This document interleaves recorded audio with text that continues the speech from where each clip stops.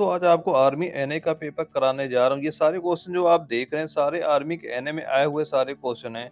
ये सारा पेपर आप सॉल्व करिएगा जिससे आपको आइडिया लग जाएगा कि आर्मी एनए के एग्जाम में किस टाइप के क्वेश्चन आते हैं। तो आइए स्टार्ट करते हैं आज का वीडियो। स्टार्ट करने के पहले कुछ बेसिक चीजें बता देता हूँ। यह जो पेपर होता है ये टोटल इसमें जो आपको टाइम दिया जाएगा 60 मिनट का आपको टाइम दिया जाता है। और जो इसमें टोटल क्वेश्चन आते हैं टोटल क्वेश्चन आपके 50 क्वेश्चन आते हैं। और जो कि एक क्वेश्चन आपका 4 नंबर का होता है यानी टोटल पेपर आपका 200 नंबर का होता है और जिसमें आपको पास मार्किंग 70 नंबर लाने होते हैं। अगर आपने 70 नंबर नहीं लाते हैं तो आपकी कॉपी जो है मेरिट के लिए भी नहीं भेजी जाती है, यानी आप वहीं से डिस्क्वालीफाई कर दिए जाते हैं। सबसे पहले हमारा पार्ट 1 आता है और पार्ट 1 जनरल नॉलेज का होता है जिसके 10 क्वेश्चन पूछे जाते हैं।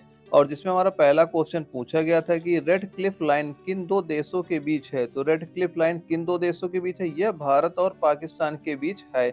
इसका आंसर ऑप्शन नंबर 4 इसका आंसर सही हो जाएगा। अगला क्वेश्चन आया था हमारा क्वेश्चन नंबर 2, तेलंगाना भारत का कौन सा राज्य बना था? तो तेलंगाना भारत का कौन सा राज्य बना था? 29वां राज्य बना था। ऑप्शन नंबर 3 इसका सही आंसर हो जाएगा। और अगला क्वेश्चन आया था हमारा क्वेश्चन नंबर 3, आजाद हिंद फौज का गठन की कल्पना किसने की थी? तो इसकी कल्पना किसने की थी? ऑप्शन नंबर 3 यानी रास बिहारी बोस ने की थी। वहीं दोस्तों जो सही क्वेश्चन है उसके लास्ट में डॉट लगा दिया है। तो आप ये सारे क्वेश्चन नोट करते चलिएगा और सारे क्वेश्चन एक जगह नोट कर लेना। उसके बाद काउंट करना कि कितने क्वेश्चन आपके आते हैं, कितने क्वेश्चन आपको नहीं आ रहे थे। वहीं अगर आपके 42 क्वेश्चन तक आ रहे हैं तो आप बहुत ही आसानी से इसका रिटर्न एग्जाम क्वालिफाई कर लेंगे। और उसके बाद जो हमारा अगला क्वेश्चन आया था क्वेश्चन नंबर 4 आया था, पहली पंचवर्षीय योजना किस मॉडल पर आधारित थी? तो यह किस मॉडल पर आधारित है? ऑप्शन नंबर 3 इसका सही हो जाएगा यानी हेरोल्ड डोमर मॉडल पर आधारित थी। और हमारा अगला क्वेश्चन आया था, प्लासी का युद्ध अंग्रेज और किसके बीच हुआ था? तो यह युद्ध किसके बीच हुआ था? यह प्लासी का जो युद्ध हुआ था यह अंग्रेज और सिराजुद्दौला के बीच हुआ था, यानी ऑप्शन नंबर 3 सही हो जाएगा। अगला क्वेश्चन हमारा आया था, यूरेनियम का सबसे बड़ा भंडारण किस राज्य में है? तो सबसे बड़ा भंडारण कहाँ किस राज्य में है? यह आंध्र प्रदेश राज्य में है, यानी ऑप्शन नंबर 3 आपका सही आंसर हो जाएगा। और हमारा अगला क्वेश्चन आया था, ब्रह्म समाज के संस्थापक कौन थे? तो ब्रह्म समाज के संस्थापक कौन हो जाएंगे? ऑप्शन नंबर 3 यानी राजा राम मोहन राय हो जाएंगे। उसके बाद जो हमारा अगला क्वेश्चन आया था, अकबर का मकबरा कहाँ स्थित है? तो अकबर का मकबरा कहाँ स्थित है? ऑप्शन नंबर 3 ये आगरा सिकंदरा में स्थित है। अगला क्वेश्चन आया था क्वेश्चन नंबर 9, सेवा क्षेत्र किस क्षेत्र से संबंधित है? तो यह किस क्षेत्र से संबंधित है? यह तृतीय क्षेत्र पे आता है, यानी ऑप्शन नंबर 3 आपका सही हो जाएगा। नहीं दोस्तों, जो भाई एनए के नोट्स लेना चाहते हैं वो दिए गए नंबर पे संपर्क कर सकता है, क्योंकि इसमें हम आपको 99 रुपए में, जिसमें हम आपको देंगे एनए के एग्जाम में आए हुए बायो के 1000 क्वेश्चन, फिजिक्स के 1000 क्वेश्चन, केमिस्ट्री के 1000 क्वेश्चन और जीके जीएस के 1000 क्वेश्चन और मैथ के हैंड राइटिंग बुक भी आपको इसी में प्रोवाइड करा दी जाएगी। और आपको 25 ओरिजिनल पेपर आर्मी के एनए के दिए जाएंगे, जिससे आप यह देख सकते हैं कि आर्मी के एनए पेपर कैसा पेपर आ रहा है, क्योंकि जो आर्मी के जितने भी एग्जाम होते हैं उससे सबसे ज्यादा रिपीटेड ही क्वेश्चन पूछे जाते हैं। और वहीं जो भाई नोट्स लेना चाहता है वो दिए गए व्हाट्सएप नंबर पर संपर्क कर सकता है। और हमारा अगला क्वेश्चन आया था क्वेश्चन नंबर 10, आयुष्मान भारत योजना किससे संबंधित है? तो यह योजना किससे संबंधित है? यह स्वास्थ्य से संबंधित है, यानी ऑप्शन नंबर 3 आपका सही हो जाएगा।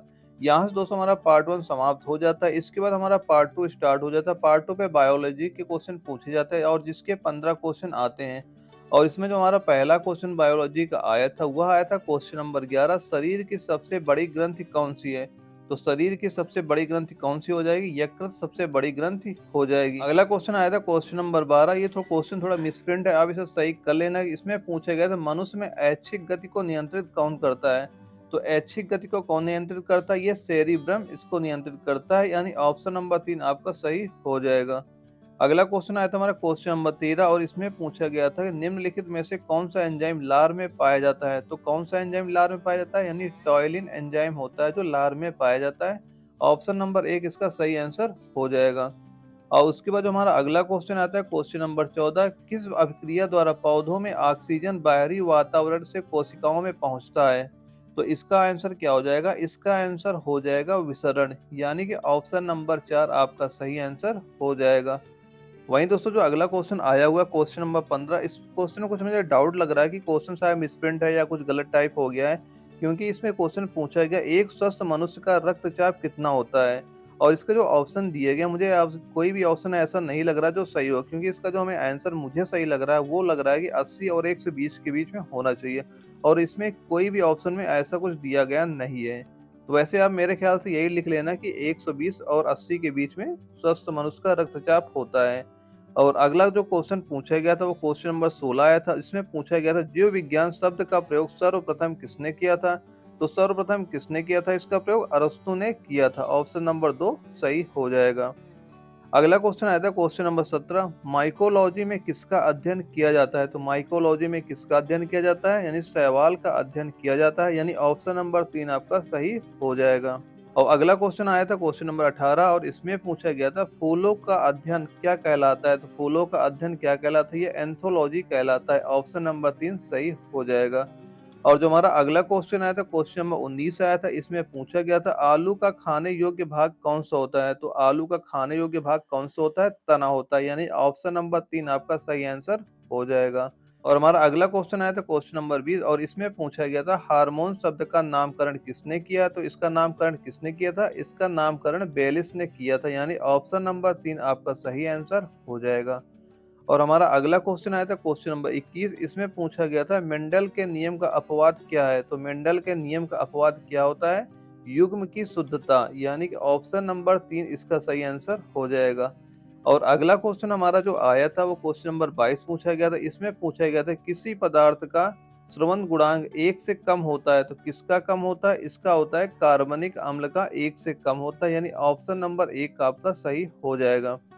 और हमारा जो अगला क्वेश्चन आया था क्वेश्चन नंबर 23। इसमें पूछा गया था मानव शरीर में सर्वाधिक प्रचुरता में पाया जाने वाला तत्व कौन सा है? तो सबसे ज्यादा कौन सा तत्व पाया जाता है? ऑक्सीजन पाया जाता है, यानी ऑप्शन नंबर 3 आपका सही आंसर हो जाएगा। और जो हमारा अगला क्वेश्चन आया था उसमें पूछा गया था हृदय कब आराम करता है? इसमें हमारे जो 4 ऑप्शन दिए थे उसमें दिए गए थे दो धड़कनों के बीच होने वाले समय पर, दिन के समय, रात के समय, इनमें से कोई नहीं। तो इसमें आंसर 200 हो जाएगा। ऑप्शन नंबर 1 है दो धड़कनों के बीच होने वाले समय पे हृदय आराम करता है, तो इसका ऑप्शन क्या हो जाएगा? ऑप्शन नंबर 1 सही हो जाएगा। और जो हमारा अगला क्वेश्चन आया था रुधिर के श्वेत रक्त कणों का व्यास कितना होता है? तो इसका व्यास कितना होता है? इसका व्यास होता है 0.007, यानी ऑप्शन नंबर 3 आपका सही आंसर हो जाएगा। और उसके बाद दोस्तों हमारा बायोलॉजी का जो पार्ट खत्म हो जाता है, यहाँ से हमारा पार्ट 3 स्टार्ट हो जाता है। पार्ट 3 हमारा केमिस्ट्री का आता है। केमिस्ट्री के भी टोटल 15 क्वेश्चन आपसे पूछे जाते हैं। और जो हमारा अगला क्वेश्चन आया था क्वेश्चन नंबर 26, इसमें पूछा गया था यूरेनियम विखंडन की सतत प्रक्रिया को जारी रखने में किसकी जरूरत होती है? तो किसकी जरूरत पड़ती है? न्यूट्रॉन की जरूरत पड़ती है, यानी ऑप्शन नंबर 4 आपका इसका आंसर सही हो जाएगा। और अगला क्वेश्चन आया था हमारा क्वेश्चन नंबर 27। इसमें पूछा गया था नाभिकीय रिएक्टर में ग्रेफाइट का प्रयोग किया जाता है। तो ग्रेफाइट का प्रयोग किस लिए किया जाता है? विमंदक के रूप में प्रयोग किया जाता है, यानी ऑप्शन नंबर 1 आपका सही आंसर हो जाएगा। अगला क्वेश्चन आया था क्वेश्चन नंबर 28, और इसमें पूछा गया था दाहक सोडा कैसा होता है? तो दाहक सोडा कैसा होता है? ये प्रेस वेदी होता है, यानी ऑप्शन नंबर 3 आपका इसका आंसर सही हो जाएगा। और अगला क्वेश्चन जो आया था क्वेश्चन नंबर 29। इसमें पूछा गया था सिलिकॉन का उपयोग नहीं किया जाता। तो सिलिकॉन का उपयोग कहाँ पे नहीं किया जाता है?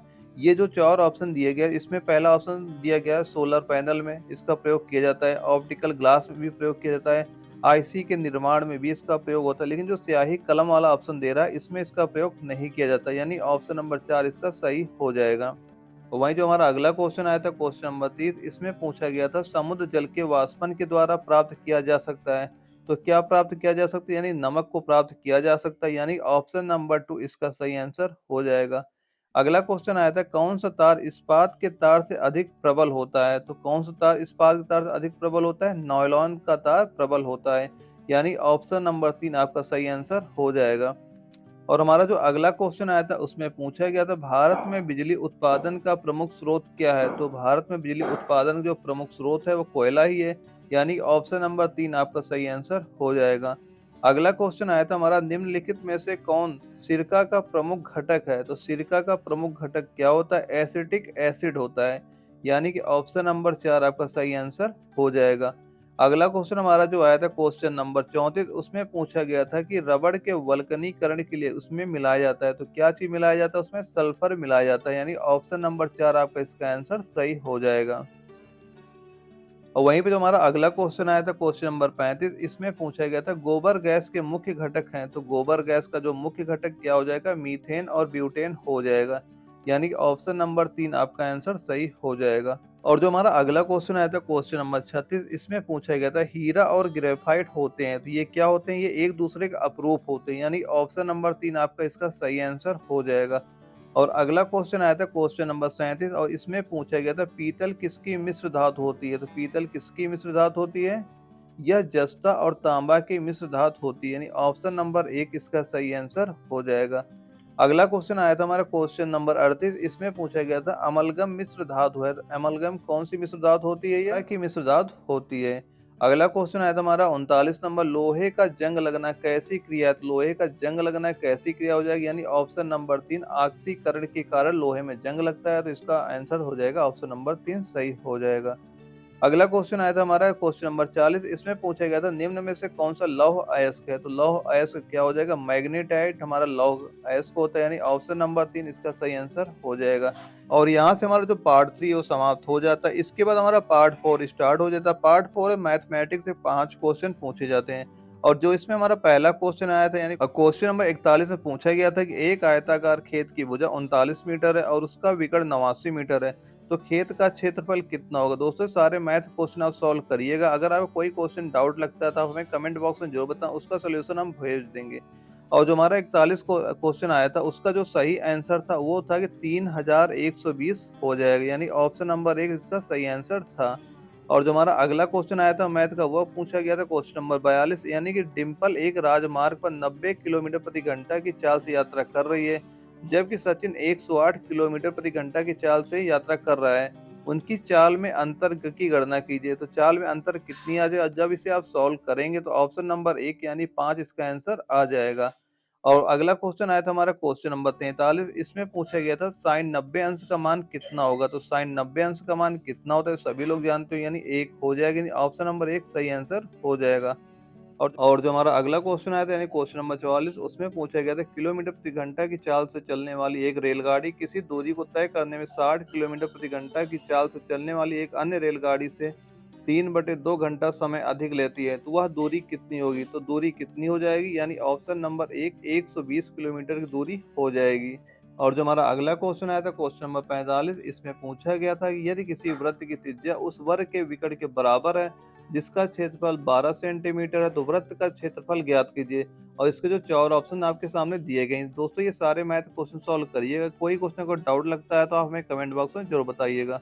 और इसके बाद दोस्तों हमारा जो पार्ट 4 समाप्त हो जाता है। इसके बाद हमारा अगला पार्ट 5 आता है, जिसमें हमारे फिजिक्स के क्वेश्चन पूछे जाते हैं। और फिजिक्स के टोटल आपके 5 क्वेश्चन आपसे पूछे जाते हैं, और जिसमें हमारा पहला क्वेश्चन आया था यानी क्वेश्चन नंबर 46, पानी की सतह पर हल्की रखी गई एक लोहे की सुई उस पर क्यों तैरती रहती है, तो इसका जो आंसर क्या हो जाएगा, इसका आंसर हो जाएगा उसके पृष्ठीय तनाव के कारण, यानी ऑप्शन नंबर 3 आपका सही आंसर हो जाएगा। और जो हमारा अगला क्वेश्चन आया था क्वेश्चन नंबर 47, इसमें पूछा गया था पानी की किसी द्रव्यमान को 0 डिग्री सेल्सियस से 10 डिग्री सेल्सियस तक गर्म करने पर उसका आयतन में परिवर्तन होगा, तो आयतन में क्या परिवर्तन होगा, तो उसके आयतन में क्या परिवर्तन होगा, तो उसके आयतन जो परिवर्तन होगा यानी बढ़ने के बाद कमी होने लगेगी, यानी ऑप्शन नंबर 2 इसका सही आंसर हो जाएगा।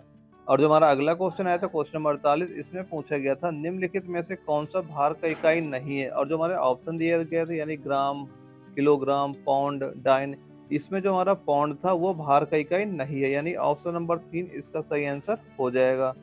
और जो हमारा अगला क्वेश्चन आया था क्वेश्चन 49, इसमें पूछा गया था निम्नलिखित में से किस राशि का कोई मात्रक नहीं होते हैं, तो इसमें यानी जो 4 ऑप्शन दिए गए इसमें केवल जो सापेक्षिक घनत्व है इसी का कोई मात्रक नहीं होता है, तो ऑप्शन नंबर 2 हमारा सही आंसर हो जाएगा।